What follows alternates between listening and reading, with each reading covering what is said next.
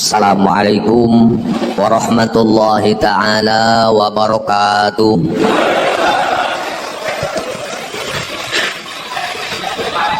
Alhamdulillahilladzi ahyal islama bi'ulumil ulama. Wassalatu wassalamu ala sayyidina Muhammadin khairil bariyati qadra wa ala alihi wa ashabihi wa man tabi'a hudahu khaira.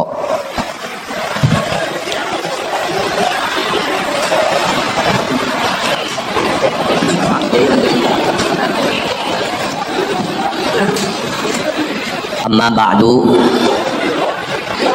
qala Allah ta'ala fil Qur'anil Karim wa huwa asdaqul qailin. A'udzu billahi minasy syaithanir rajim. Bismillahirrahmanirrahim. Ya ayyuhalladzina amanu taqullaha wa kunu ma'as shadiqin. Wa qala an-nabiy sallallahu alaihi wasallam,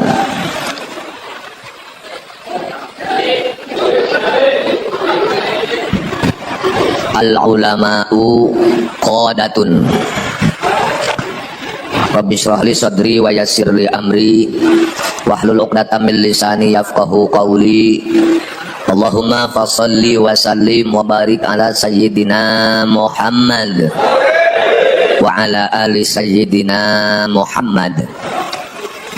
Hadratal mukarramin wal muhtaramin, para alim, para kiai, para kesepuhan, para tokoh yang saya hormati dan saya muliakan, dan yang sangat ditunggu-tunggu doa dan barokahnya. Mudah-mudahan para kiai, kesepuhan-kesepuhan semuanya senantiasa diberi kesehatan jasmani dan rohani serta panjang umur barokah. Aparat pemerintah Kabupaten Subang, Bupati atau yang mewakilinya, Bapak Kapolres atau yang mewakilinya, Bapak Dandim atau yang mewakilinya, tidak lupa Bapak Camat, Bapak Kapolsek, Bapak Danramil, Bapak Kepala Desa, Pak Binsa, Pak Binmas, para RW, Pak RT, seluruh jajaran aparat pemerintah yang saya muliakan.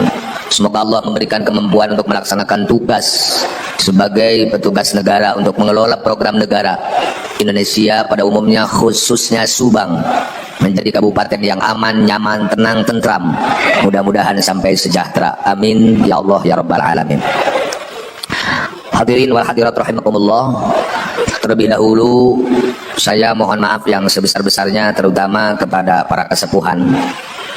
Kesepuhan di Subang ada juga yang merangkap jabatan sekaligus menjadi kesepuhan di DPP PWI Laskar Sabilillah. Ketua PWI Laskar Sabilillah Kabupaten Subang beserta jajaran yang insyaallah ta'ala pagi hari ini adalah akan dilantik, walaupun jauh-jauh SK sudah diturunkan, tetapi kegiatan yang sifatnya seremonial menjadi penguat untuk sebuah organisasi hari ini adalah dilaksanakan. Saya atas nama Ketua PWI Laskar Sabilillah Jawa Barat sangat berbahagia dan berbangga hati melihat kekompakan, kelengkapan, kesigapan, kesiapan. Terutama selain kompak, dari awal tidak terdengar ada riak-riak yang aneh-aneh. Ini bertanda bahwa Subang bukan tidak ada masalah. Subang bukan tidak ada sekelompok yang merasa hari ini adalah dirugikan, tetapi ini menunjukkan bahwa Subang adalah sudah tercerahkan dan tercerdaskan. Beberapa kegiatan di tempat lain, mohon maaf, seperti di Majalengka, Karawang, personil polisi yang turun sampai 800 personil. Bukan hanya dari Polres, dari Mabes, Polda, Polres, setiap polsek pasti dikerahkan. Karena di situ masih banyak orang-orang yang belum paham PWI itu apa, lalu mau kemana. Lebih-lebih ada di satu daerah, Kapolres bahkan Kapolsek tidak berani memberikan izin karena terpengaruh atau terprovokasi oleh provokator yang dalam penyampaiannya adalah hebat. Dianggap anggapan polisi semua kiai itu adalah hebat berangkat. Semua ustadz itu adalah pikirannya lurus, anggapannya berarti berangkatnya dari husnudzon. Padahal hari ini adalah banyak penceramah yang disebut mubalik kondang atau kiai. Mudah-mudahan di sini dan kami tidak terjadi. Selesai ceramah itu check in ke hotel. Mau apa? Kalau saya bilang check in ya pasti bawa perempuan. Kalau ke hotel ya tendensinya perempuan yang bukan yang biasa ketemu setiap hari atau perempuan halal, tetapi adalah perempuan haram. Kalau bahasa Garutna asup jeung nuk itu ke hotel pasti belkok samidin. Bahasa Garut itu. Kalau seorang mubalik atau ustaz atau ajengan sudah seperti itu perilakunya, saya yakin di dalam pikirannya adalah banyak pikiran-pikiran yang bergerak, bertindak, bersikap bukan untuk kepentingan agama, bangsa dan negara, tetapi cenderung untuk kepentingan pribadi. Insyaallah taala PWI atau Pejuang Wali Songo Indonesia Laskar Sabilillah hadir, didirikan atau lahir berangkat dari kekhawatiran. Khawatir apa? Ada gerakan-gerakan separatisme yang mengancam kehidupan berbangsa dan bernegara. Yang mendirikan PWI itu adalah 99,99 adalah para pejuang dan kader NU. Makanya jangan aneh kenapa yang menjadi pengurus PWI adalah pengurus NU, pejuang PNI adalah pejuang NU.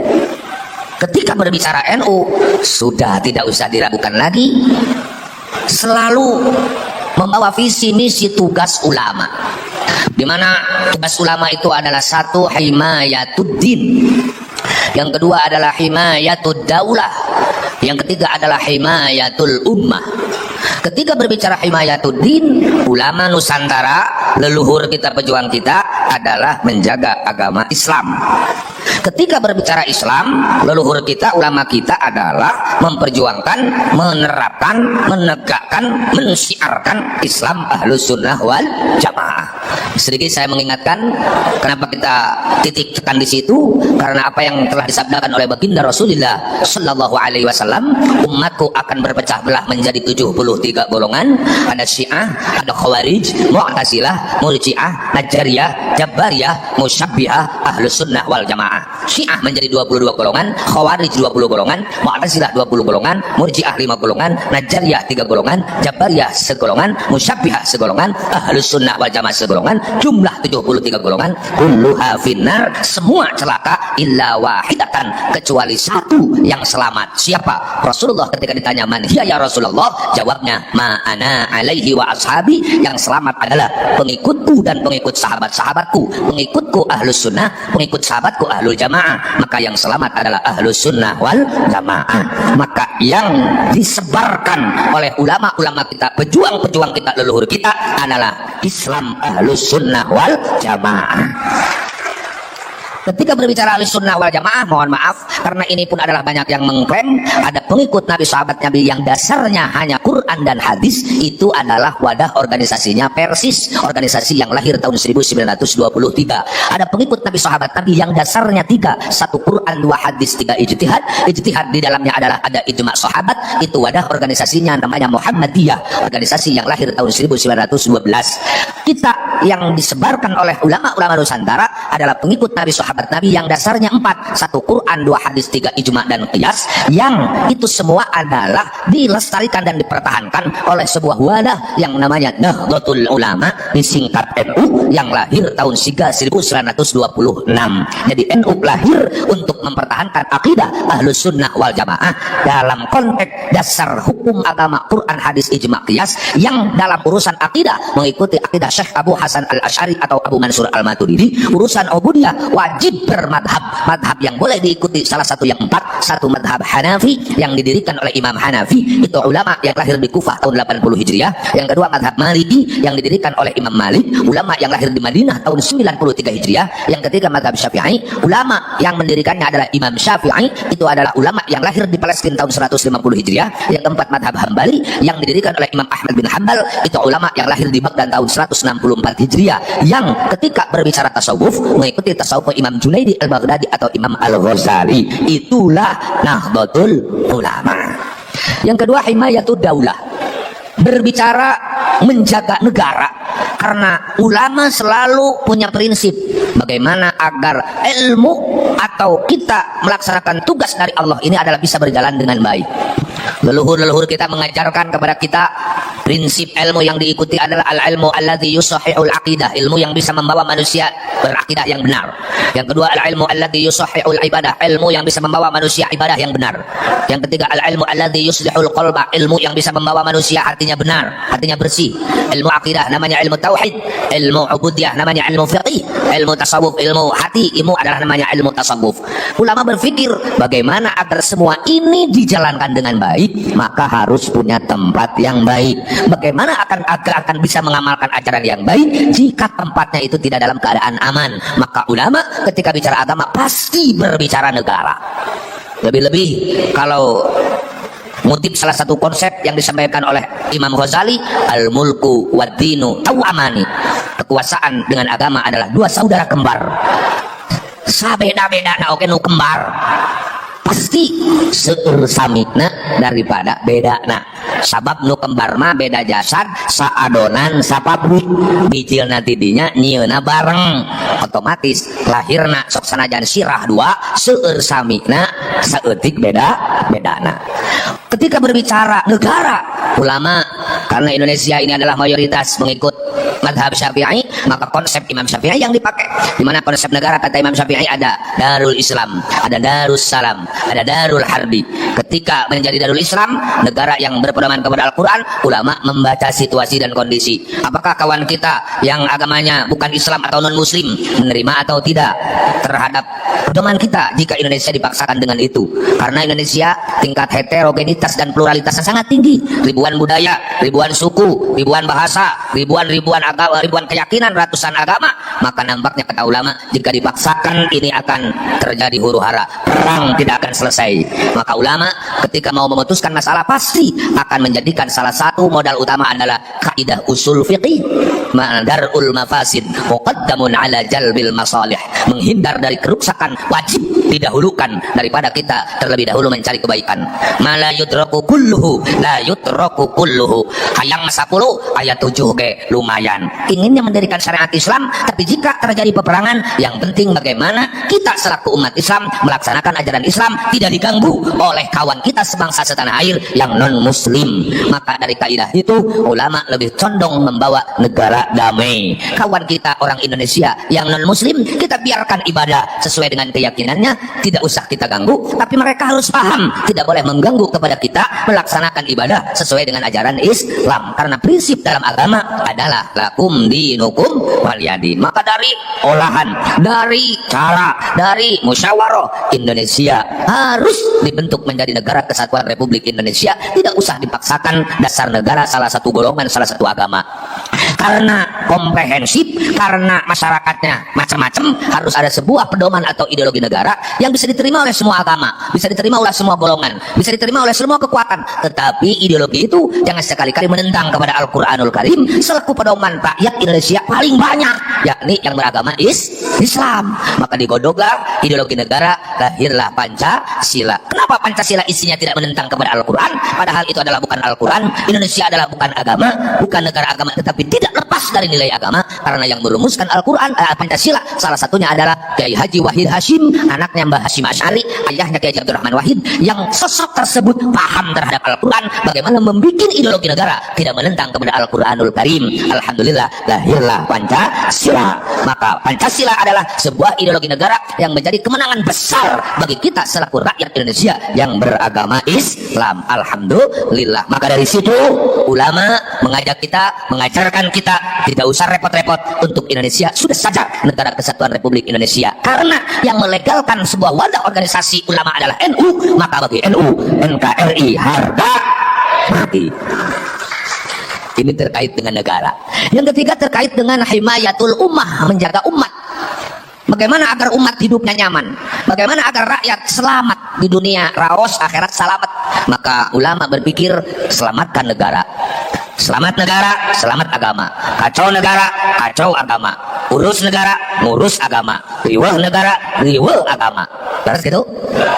Kita ngurus negara berarti ngurus agama.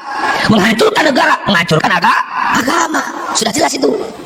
Nah, PWI membaca hari ini ada gerakan separatisme yang itu adalah berlabel agama, berkedok agama, tetapi mendikotomikan atau ngagelugen agama dengan negara. Mereka selalu mengatakan bela agama. Mereka berteriak Allahu Akbar, ngacungkan tangan, beri meruk. Penuncak orang teh sami Allahu liman hamidah. Bela agama, bela Islam, tetapi hancurkan NKRI, hancurkan Pancasila. Kira-kira dengan pemikiran orang NU cocok tak? Cocok tak? Sesuai tak? Kita terhadap gerakan mereka, apakah menyerah atau melawan? Menyerah apa melawan? Menyerah apa melawan? Bohong. Jadi kader NU jika tidak menjadikan negara sebagai kewajiban untuk kita bela. Betul apa betul? Bagaimana ketika Indonesia baru 3 bulan merdeka, lalu datang sekutu Inggris beserta Belanda. Pak Soekarno hebat, Pak Soekarno cerdas, Pak Soekarno lantang, Pak Soekarno berani. Tapi kalau harus berhadapan dengan tentara sekutu, liar Pak, jangar Pak, ngadedek Pak, dek mah aing ngalawana, itu loba, bawa senjata, aing sorangan, itu bedil, urang cukil. Kinten-kinten bedia sareng cukil diabenkeun mana bakal kengeng. Nyaban dilatur bedil mah sorangan gedar, cukil tot. Cukil mah paling kentok, bedil mah tot, laras gitu. Dalam kondisi darurat Pak Soekarno, dalam pikirannya yang kalang kabut, siapa yang mencelakakan Pak Soekarno? Seorang jenderal yang latar belakangnya ustad, seorang jenderal yang latar belakangnya santri. Siapa itu? Jenderal Sudirman. Santri itu, ustad itu. Kemana arahnya Jenderal Sudirman? Pak Soekarno, Pak Presiden, kita ini berhadapan dengan masalah besar. Ini masalah serius. Mereka datang bukan mau ngurusin tawanan perang, mereka mau menjajah kembali. Kita baru 3 bulan belum selesai. Masa kita diam? Iya, bukan kita diam. Apa yang harus kita lakukan? Harus kemana kita mengadu? Kata Jenderal Sudirman, datang saja ke ulama kita. Yang notabene beliau adalah sebagai pejuang agama, pejuang bangsa. Mereka siap mati demi agama dan bangsa. Siapa beliau? Yang didatangi oleh mereka adalah Mbah Hasyim Asy'ari. Siapa itu? Pendiri Nahdlatul Ulama. Begitu datang ke Mbah Hasyim, lalu Mbah Hasyim manggil Mbah Wahab Hasbullah, kumpulkan ulama se-Jawa dan se-Madura. Ini ada pertanyaan PR dari presiden kita. Indonesia hari ini dalam keadaan darurat. Panser geus lawan UKI, sabilillah geus nyarempot, awewe geus nyareble.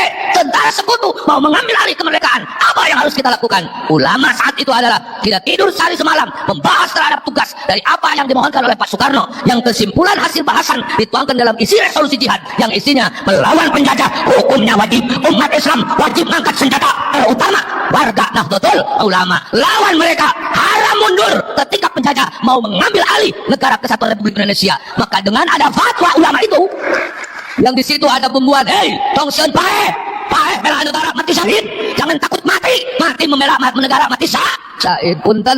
Nu tadi nangis kieu, tadi nangis nyempot, tadi nangis trisila, tadi nangis nyeri beuteung, tadi nangis puguh rampa, teu hayang dahar, teu hayang ki, teu hayang minum, teu hayang naon, karena ada motivasi dari fatwa ulama bela negara mati syahid. Kita wajib membela negara. Ayo bersama-sama ulama dan santri. Maka 2 minggu berturut-turut tidak berhenti terjadi peperangan antara sekutu dan santri kiai rakyat Indonesia. Ternyata yang membunuh panglima perang dari Inggris, maaf, bukan tentara, bukan polisi, karena itu belum terbentuk. Siapa? Adalah santri. Namanya jangan salah, Bapak atau Ustadz Harun. Itu adalah yang membunuh panglima perang, bukan Habib. Adalah santri yang cinta dan berguru kepada ulama asli Indonesia, ulama Nusantara. Namanya adalah Harun. Mudah-mudahan ada dalam rahmat ridhonya Allah Subhanahu wa taala. Kalau begitu santri hebat apa tidak? Kalau begitu ulama berperan apa tidak? Maka mohon maaf kalau bapak-bapak sering melihat sekarang tayangan ceramah saya di YouTube. Kalau ada bupati, ada gubernur, presiden, menteri, DPR, Kapolri, Kapolda, Kapolres, Kapolsek, dan Ramil Dandim nggak menghargai kiai, nggak menghargai santri, nggak menghargai ulama, pejabat itu harus dibawa ke rumah sakit jiwa. Harus dibawa kemana? Ke rumah sakit jiwa. Eta pejabat anu miring, miring. Mereka tidak tahu diri. Ada jelema tahu diri, sagera lieur. Orang nggak tahu diri itu sehat apa sakit. Bertamu ke Indonesia, numpang hidup di Indonesia, berguru ke ulama-ulama Indonesia, akhirnya mengklaim tidak akan ada Indonesia jika tidak ada Habib. Indonesia barokah karena ada orang Yaman yang disebut dengan Habib. Mohon maaf Pak, Habib itu sebutan orang Yaman yang mengaku sebagai dzurriyyah Rasul. Ya, itu adalah orang Yaman. Kalau dzurriyyah Rasul bukan dari Yaman, itu bukan Habib. Seperti Makkah, Irak, Iran, itu adalah Sayyid. Wilujeng Abah Anton, Jenderal Dr. Purnawirawan Anton Carlian. Beliau mantan Kapolda Jawa Barat.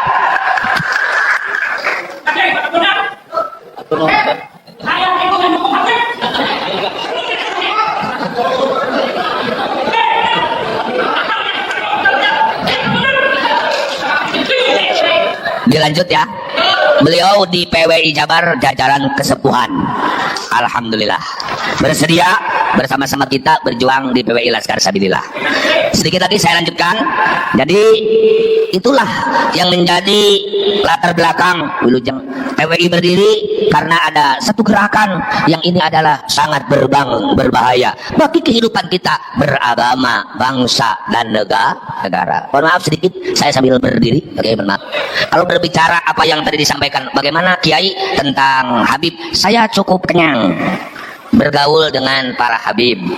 Saya kurang lebih sekitar ya 50 tahun lebih lah. 50 tahun sebelum saya lahir. Ya.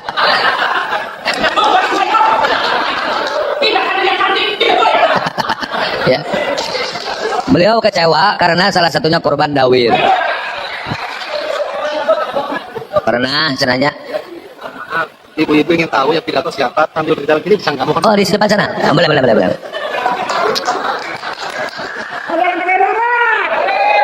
Ya, yang pidato adalah ini. Oke. Terima kasih. Mohon maaf, saya kenapa begitu ada gerakan PWI saya langsung siap, karena sudah 10 tahun kurang lebih. Yang dipermasalahkan oleh saya bukan nasab. Pertama, bukan dawir. Kalau hanya dawir nggak minta doma 2 atau 3 lah. Ke saya 10 minta. Kakak saya itu diminta 10 kambing tengah malang, hanya dikasih 3, marah sampai nendang ke kaki kakak saya. Akhirnya apa yang terjadi? Kata Habib Munajong itu dibubuikan di sawah. Najong di bawah. Terus itu dirontok. Alah, hampura. Dabongan Naj. Sering datang ke saya. Ya ulama, apa saja mau dikasih, tapi suruh sholat nggak mau. Apa yang terjadi? Diusir. Boboraah Habib dzurriyyah palsu, dzurriyyah Rasulullah asli, kemana paparan agama baik siap. Naonan mantap tadi. Anak dzurriyyah Rasul dijamin ke surga. Waduh, siap aku dzurriyyah Rasul. Tersalah, kau bajang mabok berarti ngaruksak Rasulullah Sallallahu Alaihi Wasallam, ngaruksak Islam. Komo lamun palsu. Betul ini dzurriyyah Rasul. Kalau seandainya ini dzurriyyah Rasul, tapi sikap dan akhlaknya tidak mencerminkan Rasulullah. Apa itu memperkuat agama? Apa merusak agama? Mohon maaf, saya 10 tahun sebelum ramai ini karena mendengar Habib bodoh lebih utama daripada utama. Itu sudah mendengar dulu. Cinta habaib, walaupun tukang mabok, tukang judi di kuburan, aman tidak akan mendapatkan pertanyaan mungkar nakir. Saya itu sudah perang dulu. Kalau mengatakan pakai muqaddam leluhur habaib bahwa mi'raj sehari 70 kali, nah baru-baru ini saya dengar, baru-baru ini. Jika dari dulu saya dengar, wah nggak tahu apa yang akan terjadi. Makanya mohon maaf, saya beberapa kali bersentuhan permasalahan dengan Habib-Habib, termasuk dengan Bahar Smith. Saya kurang lebih 2 tahun atau 3 tahun itu bertemu di persidangan. Saya katakan saat itu adalah ditangkap oleh Polda Jabar bahwa kata beliau bahwa pemerintah sekarang itu adalah kriminalisasi ulama. Saya jawab bukan kriminalisasi ulama. Yang ditangkap polisi adalah ulama kriminal. Yang ditangkap polisi adalah Habib kriminal. Bukan kriminalisasi Habib, tapi Habib kriminal ditangkap oleh polisi. Saya saat itu ditanya sama Pak Kapolda oleh Sundana, Kiai, betul. Siap dijadikan saksi? Siap. Bagaimana kalau dia sidang? Sidang. Saya berhadapan di sidang. Saya pernah ditanya oleh Bahar Smith, Kiai Mujib, apa Anda pernah mengatakan saya adalah ulama kriminal? Saya jawab, sering. Di mana kamu mengatakan itu? Di mana-mana. Sok, tek naon. Apakah Apakah Anda pernah mengatakan saya ulama intoleran? Sering. Di mana? Di mana-mana. Sok, naon. Betul. Saya punya kakak.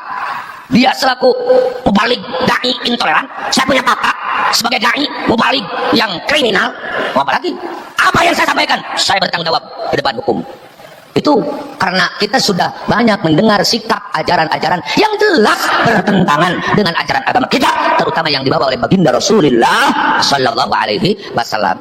Ternyata semakin mendetil oleh Kiai Haji Imanuddin Utsman Al-Bantani, dibongkar ternyata Ba'lawi itu adalah ngaku-ngaku zuriyah Rasul. Tidak ada fakta baik dalam kitab nasab maupun kitab sejarah, jangankan kitab manuskrip saja tidak ada. Lebih-lebih diperkuat dengan tes DNA. Sampai hari ini sudah 180 Ba'lawi yang di tes DNA, tidak ada satu pun yang haplogrup-nya nyambung kepada baginda Rasulullah Sallallahu Alaihi Wasallam. Apa mau percaya? Apa mau percaya? Mohon maaf, kelakuan anak gitu, tes DNA hasilnya gitu. Bukti dina kitab sejarah, kitab nasab bahwa Ubaidillah yang aku anaknya Sayyid Ahmad bin Isa tidak ada. Karena Sayyid Ahmad bin Isa ayahnya yang diaku Ubaidillah itu hanya 3, Sayyid Husain, Sayyid Ali, Sayyid Muhammad. Ubaidillah itu tidak ada. Sampai hari ini di pinta kitabnya nggak ada. Yang muncul itu adalah rekayasa. Apa masih iya? Kita masih percaya. Mohon maaf, ketika saya berbicara seperti ini, yang mujib itu NU kan? Saya mohon maaf pengurus NU Provinsi Jawa Barat di jajaran Suriah. Kenapa NU tidak bicara? Ceng Mujib kok setelah jadi ketua PWI lantang bicara. Mohon maaf, sejak dulu Ceng Mujib adalah begini. Urusan pengurus NU tidak berbicara tentang nasab. Itu adalah hak mangga. Cuman ayah anu berbicara na harewosan, ayah anu bicara na geus dina panggung. Ayah anu kerek pabaliut dina jero hate, ayah anu geus ngabeletuk dina bibir. Sallu ala Nabi Muhammad. Saya yang tersinggung adalah ketika sosok Habib Sepuh mengatakan bahwa NU adalah menang aki urang, padahal tidak ada dalam catatan sejarah yang mendirikan NU dari golongan Habib. Berarti dia adalah pengkhianat, pembelokan terhadap sejarah. Siapapun, dari manapun, kekuatan apapun yang merusak sejarah terhadap NU, kita harus berani menyatakan perang kepada mereka. Betul? Siap. Lebih sakit NKRI menang aki urang, Habib dia. Indonesia mau merdeka, wah Habib. Indonesia bisa makmur gara-gara ayah Habib. STNK menang Habib. Halo?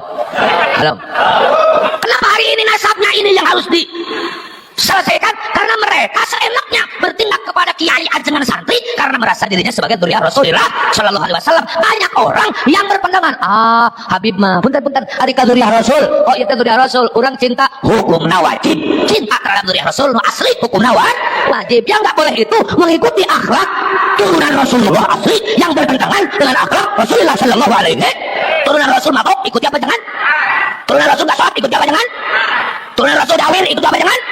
Lebih kalau ini adalah bukan karena tidak ada bukti sebagai zuriyah Rasulullah Sallallahu Alaihi Wasallam. Maka dampaknya setelah dibahas oleh kita bersama, punten ka abdi saminggu teh tara kurang 10 Habib bangsa. Ayeuna mah geus sataulawi teh sapotong-potong acan. Abdi mah atuh lain ukur di penta domba 2, di penta mobil. Awewe mah lain ukur hiji 2. Santri duka sabaraha puluh, duka sabaraha ratus. Jadi abdi mah dibere ku Habib teh warag, dipenta warag, dipaling ngos, ditipu ngineng. Jadi kumpul rasana.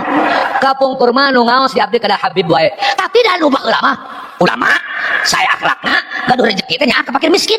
Jadi pikir resepkeun pikir lucueun, jelema teh ngaidorakeun. Lain jika Habib alam kiwa datang menta kita salat mung makok teh naon dakwah gawena nyarekan batur anti pemerintah, bahkan terindikasi dek kebubarkan NKRI mendukung ISIS. Kalau begitu kawan apa lawan? Jangankan seorang Habib, jangankan beberapa Habib, hei polisi, hei TNI, abdi negara, jika kau sudah anti Pancasila, sudah anti NKRI, NU dan PWI menyatakan perang kepada polisi dan TNI aparat negara yang anti terhadap Pancasila. Paham? Berarti lamun gitu, orang Pancasila dengan NKRI gara-gara pemerintah, gara-gara TNI, gara-gara polisi, atau gara-gara ilmu? Sobat ini mohon maaf Pak, sudah ribuan polisi yang terpapar Islam radikal, sudah ribuan TNI yang terpapar radikal. Apa itu kawan, apa lawan? Apa kawan atau lawan? Kita tidak takut.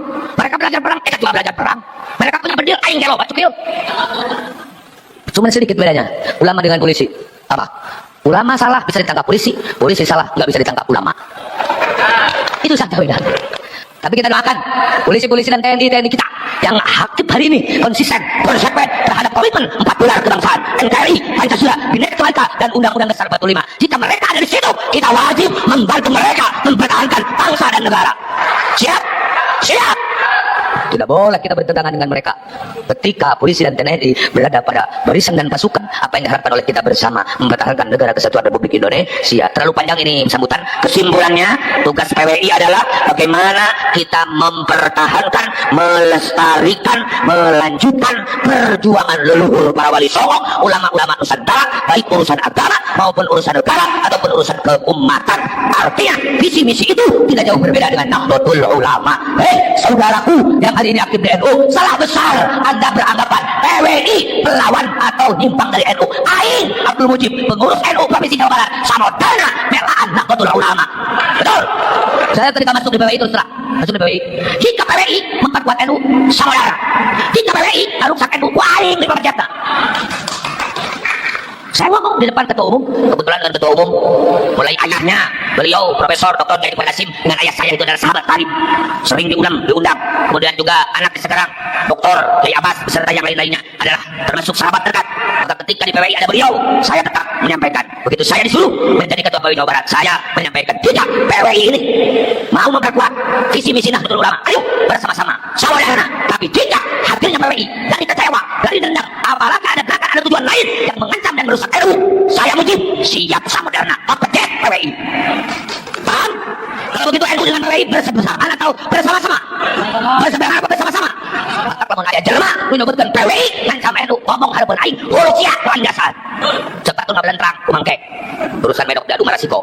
Berarti ulah meok memeh dipatok. Makanya mohon maaf pengurus-pengurus PWI yang ada di luar mau melakukan kegiatan seperti Sukabumi, seperti Bogor, Cianjur, kemudian kabupaten-kabupaten yang lainnya yang serupa mau melaksanakan kegiatan seperti ini, maju terus, jangan hiraukan orang yang menghalang, jangan biarkan mereka-mereka yang selalu berbicara membela agama tapi mengancam keutuhan berbangsa dan bernegara. Kita lawan, kita hadapi dengan resiko apapun, insyaallah taala, dengan lillahi taala berjuang di PWI, kita akan senantiasa mendapatkan pertolongan Allah Subhanahu wa taala, karomah para wali, barokah para ulama akan kita terima bersama. Doakan saya, walaupun ya selalu pangrasa dia mah ketua PWI Jawa Barat teh awak nama leutik. Cek simburing tapi tergede. Ada simburing mah awak leutik, parapok sok. Bisi aya udah nyobaan. Gitu. Insyaallah leutik-leutik ge tergede. Tapi belaan agama, belaan ulama, jeung belaan negara, insyaallah hayang nepikeun ka sapaehna. Simpuring punten ngaji di tempat dicarek ngomong NU. Di sini kiai dia ngomong NU kunaon. Di dieu mah teu bareukeun oh. Teu bareukeun maka kumaha kariweuh. Cek simpuring lamun kitu lewatkeun sekalian. Kiai beres ngaji balik panitia watir bakal aya nu nyerebu. Moal balik dek maturan panitia. Baik itu kayak balik di si aya nu megat. Nu megat deui. Baik. Jadi yang mencari loba tukang telu. Maksudnya kompor sok kena betul. Kompor hawo wae tidak kuat sok. Kumaha deui geus kitu. Nya sok cenah kumaha kiai. Jelema teu beki ka NU, jelema ngaena NU eta teu nyaho tentang NU. Tahlilan, marhabaan, ziarah kubur, talqin mayit itu adalah amaliyah-amaliyah warga Nahdlatul Ulama. Kiai, saya mah FPI. Atuh jang, FPI itu bukan wadah akidah, itu wadah pergerakan, memberantas mabuk, amar ma'ruf nahi mungkar, itu wilayahnya Front Pembela Islam dulu yang sekarang sudah dibubarkan. Ada satu wadah atau organisasi yang ingin memelihara tahlilan, marhabaan, ziarah kubur, talqin mayit, haulan, termasuk Hizbus Sabar adalah Nahdlatul Ulama, karena organisasi lain tidak mempertahankan tentang amaliyah itu, terutama akidah Ahlus Sunnah wal Jamaah. Bisa dipahami ya? Saya tidak mau ibu-ibu, bapak-bapak PWI ini dibingungkan dengan NU. Memang NU bukan PWI, PWI bukan NU. Ari Celilis mah carokena AF, Ari Ceimas mah carokena Dadan. Jadi Dadan jeung Ceimas, AF jeung nah Lilis jeung Mang AF. Tapi sarua Dadan AF Imas jeung Lilis adalah jelema. Imas jeung Lilis awewe, Dadan jeung AF lalaki. Artinya orang NU siap gabung ke PWI karena PWI mau menyempurnakan dan membantu NU. Orang NU mendukung PWI karena PWI lahir untuk memperkuat NU. Paham? Insyaallah saya bicara seperti ini adalah tanggung jawab lahir batin dunia akhirat. Jika NU menganggap PWI mengancam, bahkan PWI itu adalah akan mengacaukan agama dan negara, saya sarankan kepada oknum NU seperti itu, tong ngagedog di NU, tong jadi pengurus NU, siap modal. Ngagedog di NU bakal awalat di NU. sebaliknya jika di PWI ternyata maksud tujuan menggerogoti dan menghancurkan NU, tong hayang jadi pengurus PWI mending modal ngajedog di PWI kawalat di para ulama. Hatur nuhun karena perhatosanana hatur punten kekirangan kakilapanana sakitu nu kami hatur wallahul muwaffiq ila aqwamit thoriq. Wassalamualaikum warahmatullahi wabarakatuh.